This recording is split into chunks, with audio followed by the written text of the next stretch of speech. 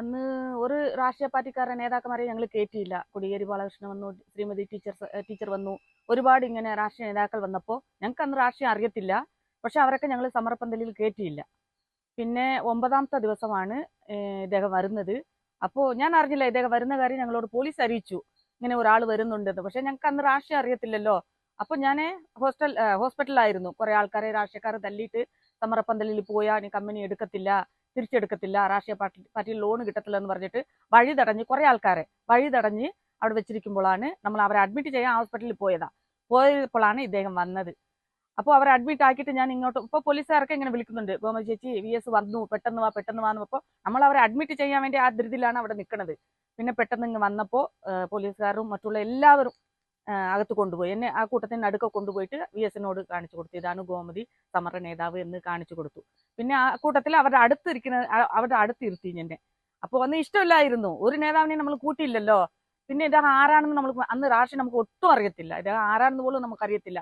അപ്പോഴാണ് കുറെ അങ്ങനെ പോലീസുകാർ വന്നിട്ട്, ഗോമതി ഇദ്ദേഹം വന്നാൽ നിങ്ങളുടെ സമരം തീരും, പശിയും പട്ടിണിയുമായിട്ട് റോഡിൽ കിടക്കുന്നതല്ലേ, 9 ദിവസമായില്ലേ, ഒരു പരിഹാരവും ഉണ്ടായില്ലല്ലോ, ഇദ്ദേഹത്തിനെ നിങ്ങൾക്ക് വേണ്ടി വന്നതാണ്.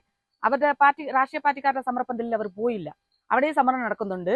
പക്ഷെ ഇദ്ദേഹം അങ്ങ് പോയില്ല, നേരിട്ട് ഇവിടെ വന്നതാണ് എന്ന് പറഞ്ഞ് എന്നെ സമാധാനപ്പെടുത്തിയവർ. അപ്പൊ ഞാൻ പറഞ്ഞു, ഒരു രാഷ്ട്രീയ പാർട്ടി നമ്മൾ കയറ്റിയില്ലല്ലോ, ഇദ്ദേഹത്തിന് മാത്രം എങ്ങനെ കയറ്റണം എന്ന് പറഞ്ഞപ്പോൾ ഗോമതി, ഇദ്ദേഹം അവിടെ പോകുന്നില്ല, അവരുടെ സമരപ്പന്തലിൽ പോകുന്നില്ല, നിങ്ങൾ പ്രശ്നം ഒന്നും ഉണ്ടാക്കണ്ട, ഇദ്ദേഹം നല്ല മനുഷ്യനാണ്, പല സമരങ്ങളിലും പങ്കെടുത്ത ആളാണ്, അച്യുതാനന്ദൻ എന്ന് പേര് കേട്ടാൽ തന്നെ നിങ്ങൾക്ക് മനസ്സിലാകും. പക്ഷെ അന്ന് ഞങ്ങൾക്ക് അറിയില്ല ഇത് ആരാണെന്ന്. പിന്നെയാണ് നമ്മൾ ആ സമരത്തിന് അതിനുശേഷമാണ് ഇദ്ദേഹം ആരാണെന്ന് നമ്മൾ അറിഞ്ഞത്. പിന്നെ ഇദ്ദേഹത്തിനെ കാണാനും ആഗ്രഹം ഉണ്ടായിരുന്നു, സുഖമില്ലാണ്ടിരുന്നപ്പോൾ. അപ്പോൾ സുരേഷ് ഗോപി സാറ് എന്നെ വിളിച്ച് സംസാരിച്ചിട്ടുണ്ടായിരുന്നു. അപ്പോൾ ഇങ്ങനെ ഗോമതി നല്ല രാഷ്ട്രീയ നേതാവാണ്, ഞാൻ ഗോമതിയോട് ഒരു കാര്യം പറയട്ടെ എന്ന് പറഞ്ഞു സാർ. BJPയിലേക്ക് എന്നെ വിളിച്ചില്ല, പിന്നെ BJPയിലേക്ക് വിളിച്ചു എന്ന് പറയും. BJPയിലേക്കല്ല വിളിച്ചത്. ഗോമതി ഒരു കാര്യം ചെയ്യുന്നത്, നിങ്ങളുടെ സമരത്തിൽ വന്നതല്ലേ, നല്ല നേതാവാണ് VSനെ പോയി കാണണം, സുഖമില്ലാണ്ട് കിടപ്പിലാണ് അദ്ദേഹം എന്ന് പറഞ്ഞപ്പോൾ അദ്ദേഹത്തിന് PAനെ ഞാൻ വിളിച്ചപ്പോൾ അദ്ദേഹം പറഞ്ഞു, ഇപ്പൊ ആരെയും കാണാൻ സമ്മതിക്കുന്നില്ല, അപ്പൊ ഗോമതി ചേച്ചി കുറച്ച് വെയിറ്റ് ചെയ്യും, ഞങ്ങൾ പറയാമെന്ന് പറഞ്ഞു. പക്ഷെ ഇതുവരെ പറഞ്ഞില്ല. ഇന്ന് വാർത്ത കേട്ടിട്ട് ഭയങ്കര സങ്കടമാണ്. ടാറ്റ കമ്പനിക്ക് എതിരായിട്ട് ഇദ്ദേഹം സമരം ചെയ്തിട്ടുണ്ട്, JCB കൊണ്ടുപോയിട്ട് അവിടെ കയ്യേറിയ സ്ഥലങ്ങൾ പൊളിക്കാൻ പോയിട്ടുണ്ട്. അതുകൊണ്ടായിരിക്കും ഇദ്ദേഹത്തിനെ മാറ്റി നിർത്തത്. ജനങ്ങളുടെ കൂടെ ഉണ്ടായിരുന്ന ഒരു നേതാവാണ്, എനിക്കിഷ്ടപ്പെട്ട നേതാവാണ്. പഠിച്ചു വരുമ്പോൾ ഇദ്ദേഹത്തിനെ കുറിച്ച് ഒരുപാട് കാര്യങ്ങൾ മനസ്സിലാക്കാൻ പറ്റി. ഭയങ്കര സങ്കടമുണ്ട്. സമരം വിജയിക്കും, പേടിക്കണ്ട, ഞാൻ നിങ്ങളുടെ സമരത്തോടൊപ്പമാണ് ഞാൻ, സ്ത്രീകളുടെ കൂടെയാണ് ഞാൻ എന്നൊക്കെ പറഞ്ഞപ്പോൾ ഭയങ്കര സന്തോഷമായി. അങ്ങനെ ഒരു നേതാവും അതുവരെ വന്നിട്ട് പറഞ്ഞിട്ടില്ല, സ്ത്രീകളുടെ കൂടെയാണ്, നിങ്ങളുടെ കൂടെയാണ്, നിങ്ങൾക്ക് ഒപ്പമാണ് ഞാൻ എന്ന് പറഞ്ഞു അദ്ദേഹം. അപ്പൊ അതൊക്കെ അദ്ദേഹം സംസാരിക്കുമ്പോൾ തന്നെ ഞങ്ങൾക്ക് മനസ്സിലായി. പിന്നെ 9 മണി വരെ ഞങ്ങളുടെ കൂടെ ആ തണുപ്പത്ത് ഉണ്ടായിരുന്നു അദ്ദേഹം. രാത്രി സ്വട്ടറിട്ട് ആ തണുപ്പത്ത് ഞങ്ങളുടെ കൂടെ ഉണ്ടായിരുന്നു. അതൊക്കെ മറക്കാൻ പറ്റാത്ത ഒരു ഇതാണ്.